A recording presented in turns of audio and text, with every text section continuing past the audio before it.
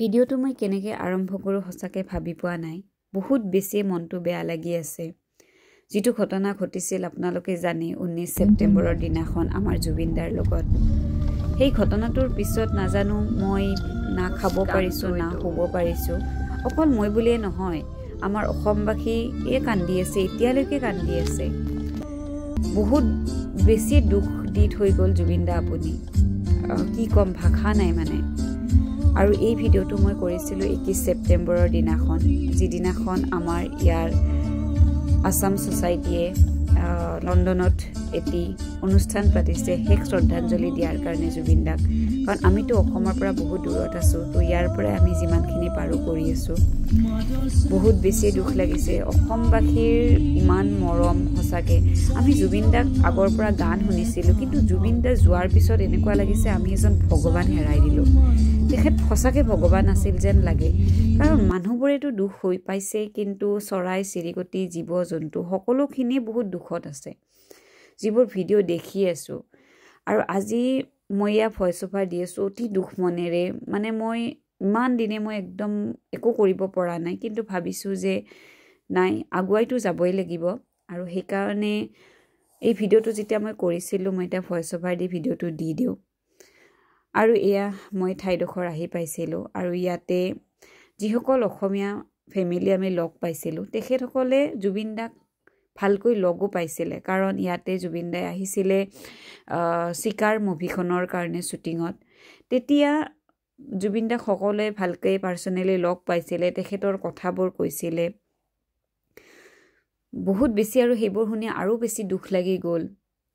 কি ক'ম, এটাই মই চৰকাৰক অনুৰোধ জনাইছোঁ যেন অতি সোনকালে চৰকাৰে ন্যায় দিব লাগে জুবিনদাক। যেন এই ন্যায় ব্যৱস্থাটো যিটো আমাৰ পিছ পৰি থাকে, ন্যায় জল্দিকৈ নাপায়, যিমানে আমি শুনি আহিছোঁ।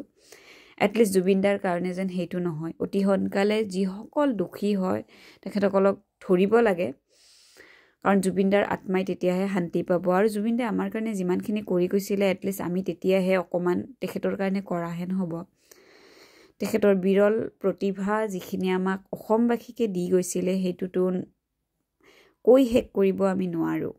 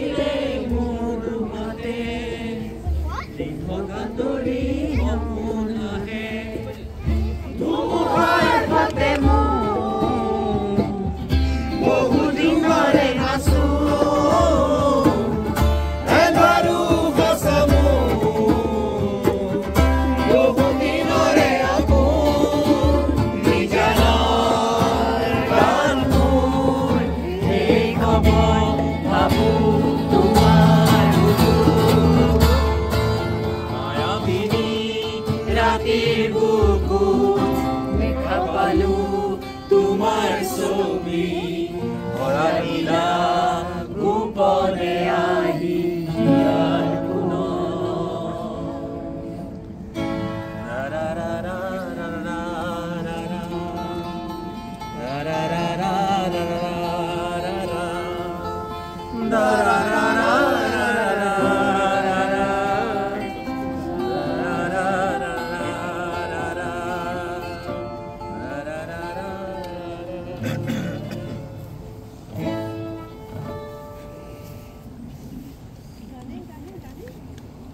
তাৰ বাবে মোৰ মনটো অলপমান শান্তি পাইছোঁ সেইটো ভাবি পেলাই আৰু বহুতেই ইয়াতে জুবিন গাৰ্গক চিনি পাইছে পাৰ্চনেলি লগ পাইছিলে মই কেতিয়াও তেনেকৈ লগ পোৱাই নাছিলোঁ কেতিয়াও চিনি নাপাওঁ কিন্তু সদায়েই যে নিজৰ আৰু ভবাই নাছিলোঁ যে জুবিন গাৰ্গক ইমান ভাল পাওঁ ইটছ মোৰ লাইক এন অক্সিজেন এতিয়াহে ফিল কৰিছোঁ তেখেত এবচেণ্ট হৈ যোৱাৰ লগে লগে যে সদায়েই যে তেওঁৰ গান গুণগুণাই আছিলোঁ মায়াবিনী গুণগুণাই আছিলোঁ সেইটো এতিয়াহে উপলব্ধি কৰিছোঁ যেতিয়া সেই ৰকটো হঠাৎ মানে নাইকিয়া হৈ গ'ল তেতিয়া লাগিছে অক্সিজেনেই নাইকিয়া হৈ গ'ল আমাৰ জাতিটোৰ কাৰণে এইটো এটা আমাৰ কাৰণে বহুত ডাঙৰ ক্ষতি আশা মানে বিচাৰোঁ যে ভগৱানে তেওঁৰ আত্মাক সদ্গতি প্ৰদান কৰক আৰু সকলোৰে ফালৰ পৰা আকৌ শ্ৰদ্ধাঞ্জলি জনাম ধন্যবাদ আমি জুবিনদাৰ গান অকণমান সকলোৱে গাবলৈ চেষ্টা কৰিছিলোঁ আৰু তেখেতৰ বিষয়ে কিছু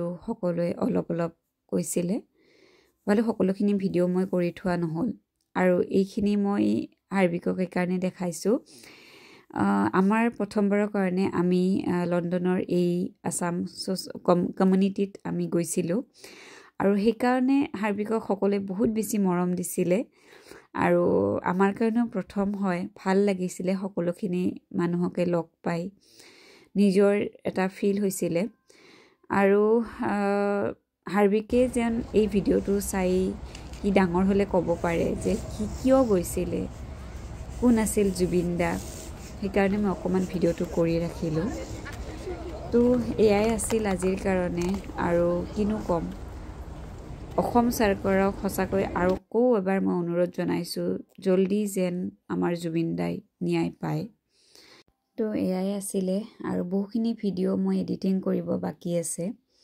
কাৰণ যেতিয়া ঘটনাটো ঘটি গৈছিলে তাৰপিছত মই একদমেই স্তব্ধ কৰি দিছিলোঁ সকলোখিনি বস্তু সকলোৱে সেনেকুৱাই কৰিছে অকল মই বুলিয়ে নহয় কোনো একো কৰিব পৰা নাই কিন্তু আমি আগবাঢ়ি যাব লাগিব আৰু আপোনালোকক নেক্সট মই ব্লগত আপোনালোকক লগ পোৱাৰ আশাৰে তো এতিয়াৰ কাৰণে বাই বাই আৰু জয় জুবিন দা আমি সঁচাকৈ জুবিন দাক জীয়াই ৰাখিব লাগিব আগলৈ তো বাই বাই টেক কেয়াৰ